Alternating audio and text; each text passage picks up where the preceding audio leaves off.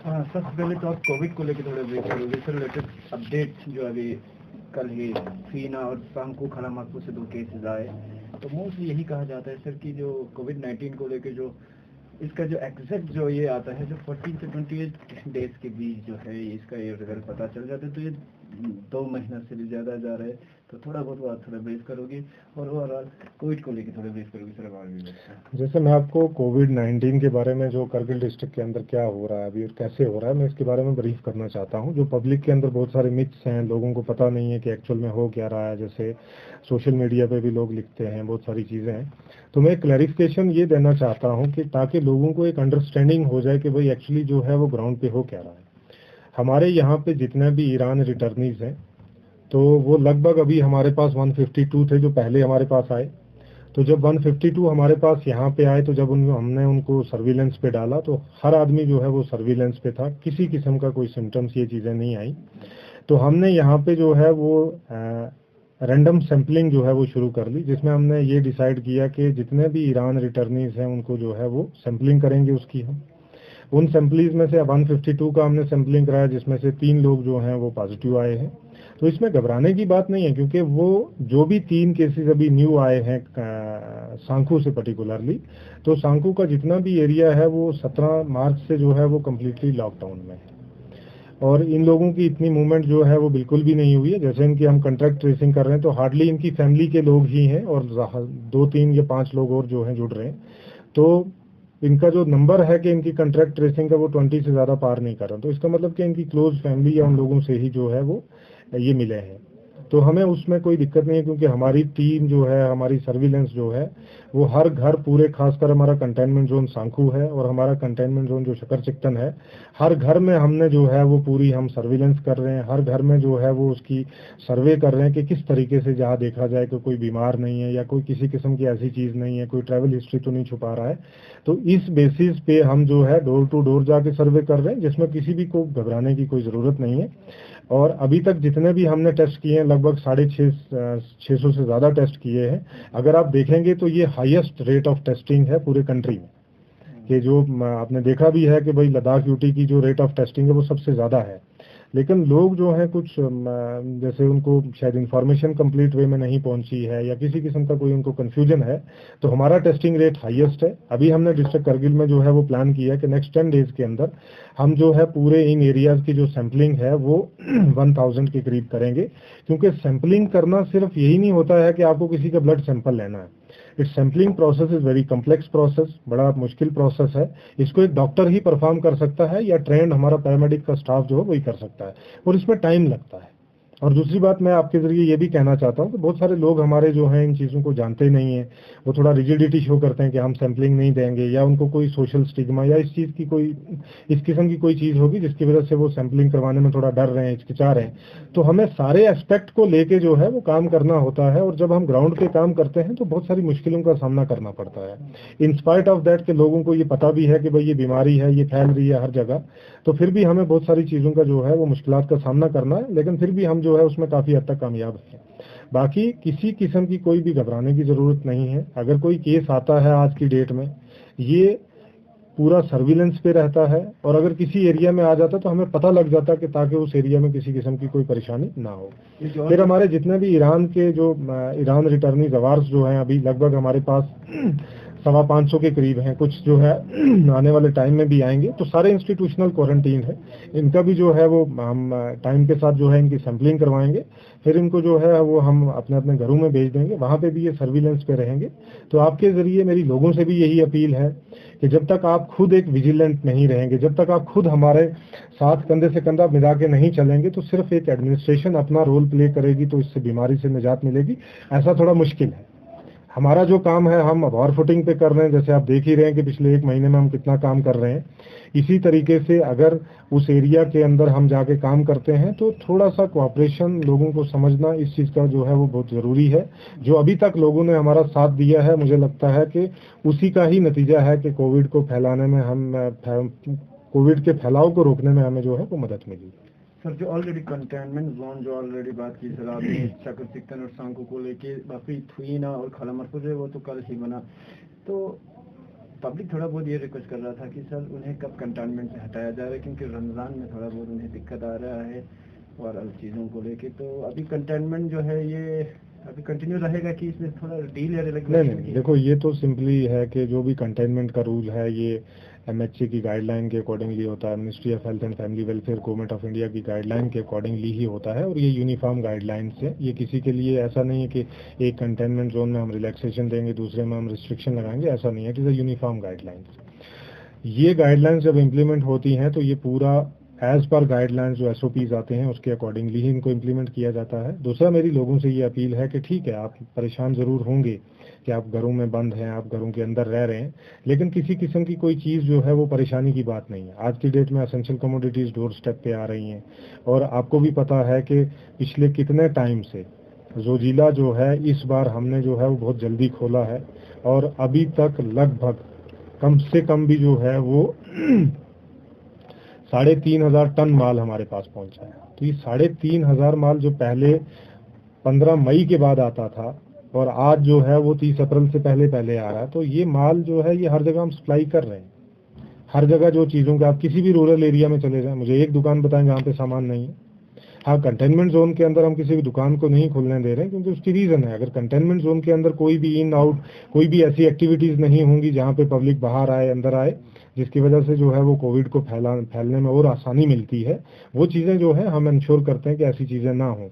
बाकी मैं आपको पूरा डिटेल में बताता हूँ कि आज तक हमारे पास जो है करगिल में अभी तक जो है वो 323 गाड़ियां जो हैं वो सिर्फ करगिल में आई हैं एसेंशियल कमोडिटीज़ में, जिसमें अगर देखा जाए तो हमारे पास जो सिर्फ 50 टैंकर हैं उसमें, बाकी सारी गाड़ियां जो हैं वो करगिल में आई हैं और एसेंशियल कमोडिटीज़ के लिए। कुछ वेजिटेबल्स में जिसमें सब्जियां हैं, फल हैं, दूसरी जो दुकानों पे चीज़ें, आप किसी भी जगह जाके देख लें, किसी भी एरिया में जो है वो कोई भी हमें एसेंशियल कमोडिटीज़ की कोई दिक्कत नहीं है। कल आने वाले टाइम में, कल जो गाड़ियाँ हमारी कल सोनामर्ग से आएंगी, दोबारा कश्मीर से जो गाड़ियाँ एसेंशियल कमोडिटी को लेके आ रही हैं, लगभग उन गाड़ियों में जो है वो 150 से ज़्यादा गाड़ी करगिल की है। तो ये जो हमारा अभी तक जो है लगभग मतलब 2700 से 3000 के बीच में जो हमारे पास टन माल आया है, ये सिर्फ एसेंशियल कमोडिटीज़ का आया है। ये जो एसेंशियल कमोडिटीज़ हमने डिस्ट्रीब्यूट की हैं, हमने हर एक रूरल एरियाज़ में सब्जी पहुंचाई है, हर एक रूरल एरियाज़ में हमने जो दुकानों में सामान चाहिए वो पहुंचाया है। बस लोगों को कोऑपरेट करना है। थोड़ी बहुत अगर किसी को आज मिल रहा है तो किसी को कल मिल रहा है, बस इतना ही फ़र्क है। ऐसा नहीं है कि किसी को नहीं मिलेगा। तो ये मैं आपको ऑन रिकॉर्ड ये चीज़ें बताता हूँ कि अभी तक हमारी 300 के करीब गाड़ियाँ आई हैं जो सिर्फ करगिल के लिए आई है, एसेंशियल कमोडिटीज़ लेके आई है, और 150 गाड़ी कल भी आ रही। तो 450 गाड़ी, अगर आप अंदाज़ा लगाएंगे पिछले साल के मुकाबले में इस साल जो है लगभग 3,500-4 हज़ार टन माल जो है आना है करगिल में, और इतनी हमारी खपत नहीं है।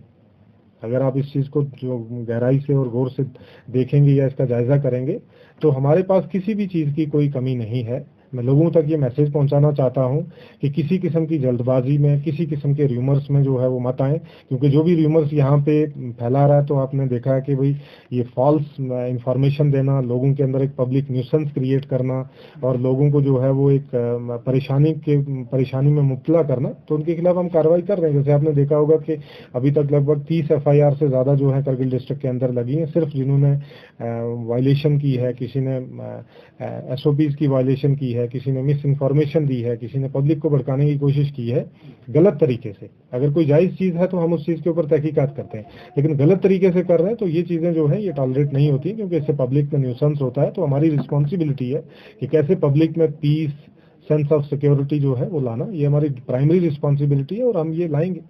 अच्छा, अभी भी दूर दराज बहुत सारे ऐसे इलाके हैं, वहाँ से लोग हमें कॉल्स के जरिए, मैसेज के जरिए शिकायत कर रहे हैं कि वहाँ पे अभी भी खासकर एसेंशियल कमोडिटीज़ में वेजिटेबल आइटम्स नहीं पहुँच रहे हैं, और अगर पहुँच भी रहे हैं तो लो क्वांटिटी में पहुँच रहे हैं। तो उनको आप किस तरह की एश्योरेंस? मैं आपको बताना चाहता हूँ कि ऐसा बिल्कुल नहीं है। हमारे जो यहाँ पे कमेटी बनी हुई है जिसमें हमारा नोडल ऑफिसर है एसेंशियल कमोडिटीज़ का, तो आज तक जितनी भी हमारी कमोडिटीज़ हमने मंगवाई हैं, चाहे वो वेजिटेबल्स हों, चाहे वो किराने की हों, एक्सेप्ट टैंकर्स को छोड़ के जो तेल लाते हैं, इनमें 70% चीज़ें जो हैं वो रूरल एरियाज़ में, हमने एक बाज़ाब्ता इसमें रूल बनाया था कि 70% रूरल एरियाज़ में जाएंगी, 30% हमारे अर्बन एरिया में रहेंगी। तो ऐसे हो ही नहीं सकता है कि किसी एरिया में अब ठीक है, किसी जगह जैसे जो सब्जी अवेलेबल मार्केट में, आपको पता है पूरी कंट्री लॉकडाउन में, जो सब्जी हमें अवेलेबल हो रही है वो सब्जी हम ला के दे रहे हैं। अब ठीक है, किसी को सेब नहीं मिल रहा होगा तो मुझे लगता है कि इसमें कोई बड़ी बात नहीं है, चलो आज नहीं मिल रहा तो कल मिलेगा। और 70% अगर आप 3000 टन हमारे पास जो माल आया है उसका 70% अगर हम बात करें तो लगभग कितना है, 2100 टन माल जो है हमारा रूरल एरिया में आज की डेट में है। तो उसको कौन ले रहा है? आपको भी पता है कि भाई कोई बाहर से आके तो ले नहीं रहा है। बस इसको थोड़ा सा हमें लोगों को अवेयर करना है कि भाई जो जिस जगह पे है वो वहां पे हर चीज की जो है वो दस्तयाबी हो रही है। आप थोड़ा सलीके से लें, सब्र से काम लें। ये कोई ऐसा नहीं है कि भाई आज माल आ रहा तो बंद हो जाएगा, इसके बाद नहीं आएगा। ये सिलसिला चलता रहेगा, पहले भी चलता रहा, आज भी चलेगा। तो इसमें हम जो है हमारे पास एसडीएम्स की, तहसीलदार्स की जो हमारी कमेटी है विलेज लेवल पे, उन सब की रिपोर्ट्स आती है।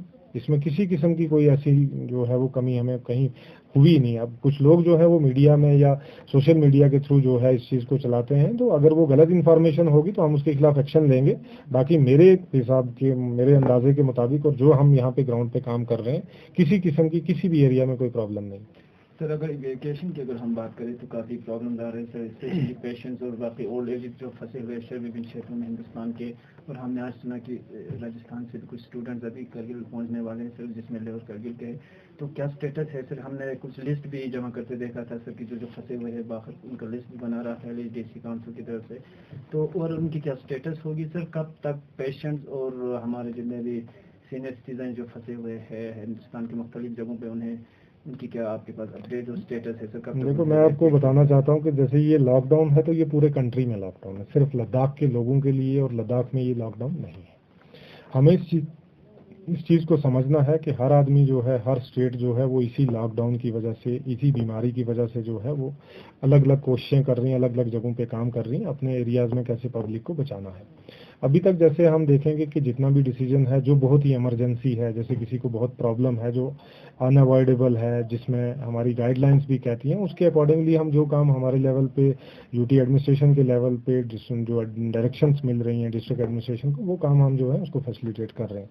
बाकी इस पे फर्दर डिसीजन क्या होगा, that is the decision of the UT government, जो हमारे लेवल पे, बिकॉज ये डिस्ट्रिक्ट लेवल की बात नहीं है, इट्स बिटवीन द 2 यूटीज और it's between the country and the UT जो है कैसे होगा, ये डिसीजन जो है यूटी एडमिनिस्ट्रेशन लेवल पे ही होता है। इसमें हमारा कोई अमल दखल भी नहीं है और हम जो भी डायरेक्शंस आती हैं उसको इम्प्लीमेंट करते हैं। सर, खासकर अगर हम लॉकडाउन के चलते एजुकेशन फील्ड को अगर देखें तो डिस्ट्रिक्ट एडमिनिस्ट्रेशन कारगिल की तरफ से क्या कोई कॉन्क्रीट पॉलिसी बना है ताकि लॉकडाउन के चलते स्टूडेंट सफर ना हो?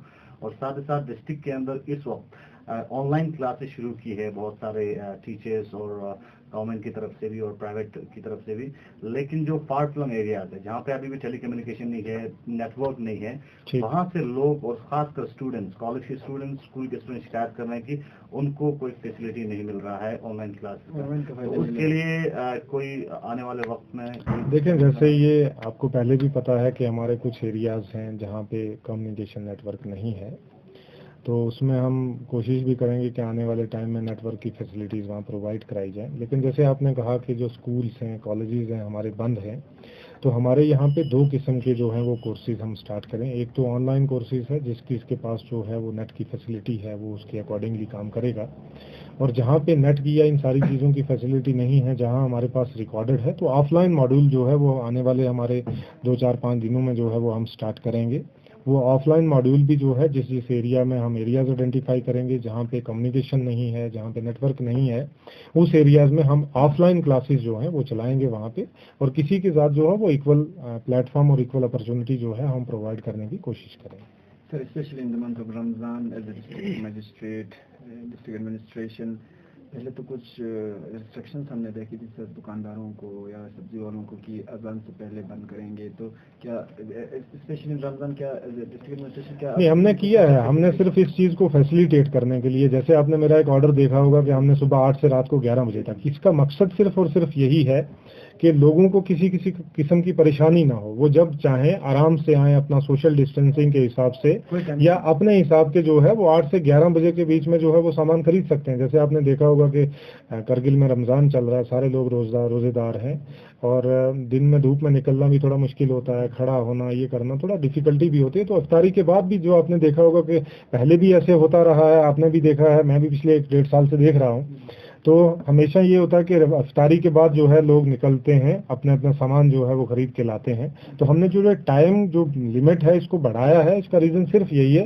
कैसे लोगों को बेटर वे में फैसिलिटेट किया जाए, ताकि किसी को ये दिमाग में डर ना रहे या ये इनसिक्योरिटी ना रहे कि दुकान बंद हो जाएगी, मुझे सब्जी नहीं मिलेगी। तो सुबह 8 बजे से लेकर रात को 11 बजे तक अगर कोई आदमी और टाउन में ही है, तो अगर वो सब्जी या अपनी ज़रूरत की चीज़ें जो है वो आराम से नहीं ले पा रहा, तो मुझे लगता है कि उसको सोचना चाहिए कि भाई किस तरीके से टाइम को यूटिलाइज किया जाए ढंग से। सर मेरा लास्ट क्वेश्चन होगा, कुछ डॉक्टर्स अभी कंप्लेन कर रहे थे सर, हमें उन्हें प्रोफेशनल ड्यूटी उन्हें निभाने नहीं दे रहे थे, तो उनके पास भी था सर, उनके पास हॉस्पिटल के जो उनके होते हैं फॉर्मेलिटीज उन्होंने भी फिर भी पुलिस नहीं मान रहे सर। कुछ नहीं, ऐसा नहीं है, ऐसा बिल्कुल भी नहीं है। ऐसा अगर कहीं आया है मेरे नोटिस में वो इशू आया है, हमने तो ये क्लियर कट किया है कि भाई डॉक्टर्स को जो है ऐसे जाने की ज़रूरत ही नहीं है। वो अगर हमें बोलेगा, बिकॉज इस समय हमारे फ्रंट लाइन वर्कर्स हैं, तो वहाँ वो जो भी अपने फ्रंट पे लड़ रहे हैं हमारे सामने बीमारी से, जो है वो किस तरीके से इस पे कंट्रोल पाया जाए, इसको फैलाने से रोका जाए, तो हमने उनके लिए किसी किस्म की कोई परेशानी ना हो इसके लिए सबको आदेश दिए हुए, सबको डायरेक्शंस दी हुई हैं। कभी कभार कोई मिसकंसेप्शन में अगर कोई छोटी मोटी चीज़ हो जाती है तो हम उसको इन्वेस्टिगेट कर रहे हैं कि ऐसा क्या हुआ है। अदरवाइज ये पहली बार ही ऐसा हुआ कि पिछले 17 मार्च से लेकर आज तक लगभग 1.5-2 महीने कंप्लीट होने को जा रहे हैं कि एक कंप्लीट वे में लॉकडाउन लगा हुआ है, लेकिन इसमें तब आज तक हमें कोई शिकायत नहीं आई कि भाई किसी मेडिकल वर्कर के साथ या डॉक्टर के साथ ऐसी किसी किस्म की कोई जो है वो चीज़ पेश आई हो। हाँ, कोई अनजाने में अगर गलती में हो गई होगी तो हम उसको इन्वेस्टिगेट कर रहे हैं, तो we will sort it out. ऐसा कुछ नहीं, वी विल जो कानूनी तौर पे कार्रवाई होगी वो होगी उसके खिलाफ। खासकर डॉक्टर एसोसिएशन की तरफ से भी वो एक लेटर जारी हुआ है, वो सामने है, अगर उसमें बाकायदा लिखा गया कि पुलिस पर्सनल की तरफ से फिजिकली बिल्कुल मिस हैंडलिंग किया है बहुत सारे उनके एम्प्लॉयज को, डॉक्टर्स को। नहीं, ऐसा तो नहीं है। अब कहाँ पे हुआ, क्योंकि हमारे कहीं भी किसी एरिया में भी हम इसको इन्वेस्टिगेट कर रहे हैं, तो ये मैं आपके ज़रिए भी डॉक्टर्स, हमारे जो फ्रंट लाइन वर्कर्स हैं, जो हमारे भाई हैं, मैं उन तक ये बात बोलना चाहता हूँ कि आपको किसी किस्म की कोई घबराने की ज़रूरत नहीं है। अगर हुआ भी होगा तो वो किसी गलती की वजह से हुआ होगा या मिस इन्फॉर्मेशन या जानबूझ के नहीं हुआ होगा। हम उसको फिर भी जो है इन्वेस्टिगेट कर रहे हैं। अगर ऐसी कोई भी चीज़ होगी तो हम उसको बैठ के जो है वो सुलझाएंगे। अनजाने में हुई होगी, मुझे नहीं लगता जानबूझ के कोई करेगा, ऐसा कुछ नहीं। For more updates, subscribe to our channel Kargil Today. Click the show links and enjoy watching the videos. Like us on Facebook and follow us on Instagram. Keep watching Kargil Today. Keep enjoying Kargil Today, the only voice of Kargil Ladakh.